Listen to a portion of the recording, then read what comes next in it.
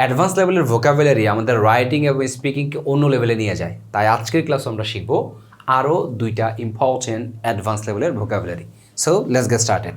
প্রথম শব্দটা আমরা শিখতে পারি রেপিউডিয়েট। রেপিউডিয়েট শব্দটাকে আমরা একটু লিখি, রেপিউডিয়েট। রেপিউডিয়েট মানে হচ্ছে অস্বীকার করা বা প্রত্যাখ্যান করা। মানে আপনি কোনো কিছু, আপনার বিরুদ্ধে কোনো অভিযোগ আনলো, আপনি অস্বীকার করলেন, এটাকে বলি আমরা রেপিউডিয়েট, অস্বীকার করা বা হচ্ছে প্রত্যাখ্যান করা, প্রত্যাখ্যান করা।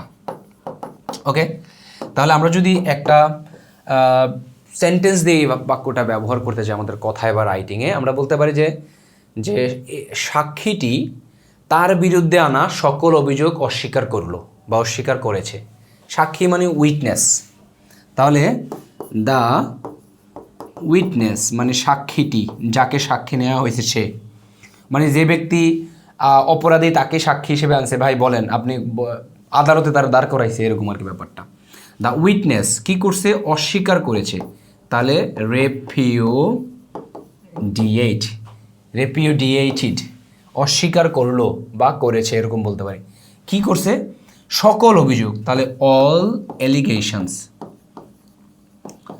এলিগেশনস সকল অভিযোগ।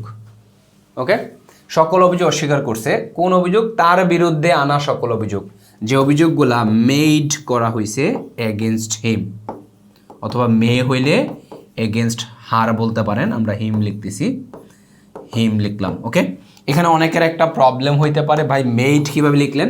এটা হচ্ছে V3 দিয়ে ভার্ব শর্ট করা। মূলত allegations which war made against him, তার বিরুদ্ধে আনা সকল অভিযোগ, মানে যে এলিগেশনটা তৈরি করা হয়েছিল এগেনস্ট হিম, তার এগেনস্টে, এরকম বলা হইতেছে। তো এটা অ্যাডভান্স ইংলিশে হুইচ ওয়ারটা লেখার প্রয়োজন হয় না, শর্ট করার সিস্টেম থাকলে শর্ট করে ফেলে। তো তাহলে রেপিউডিয়েট মানে কি? রেপিউডিয়েট মানে অস্বীকার করা বা প্রত্যাখ্যান করা।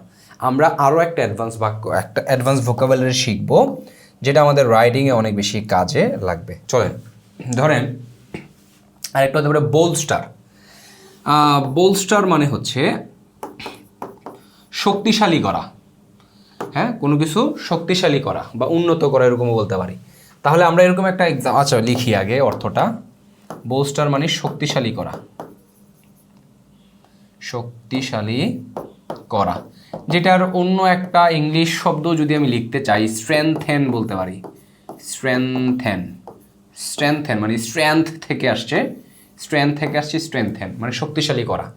তাহলে আমরা এরকম একটা বলতে পারি যে সরকার কিছু নতুন পদক্ষেপ নিল অর্থনীতিকে শক্তিশালী করতে, এরকম। তাহলে সরকার মানে গভর্নমেন্ট, তাহলে দ্য গভর্নমেন্ট আমরা চাইলে দাও ব্যবহার করতে পারি, শুধু গভর্নমেন্টও বলতে পারি। গভর্নমেন্টের পুরো ফর্ম হচ্ছে গভর্নমেন্ট। গভর্নমেন্ট কী করছে? নতুন কিছু কি পদক্ষেপ নিয়েছে বা ঘোষণা করেছে, এরকমও বলতে পারি। তাহলে গভর্নমেন্ট হ্যাজ অ্যানাউন্সড,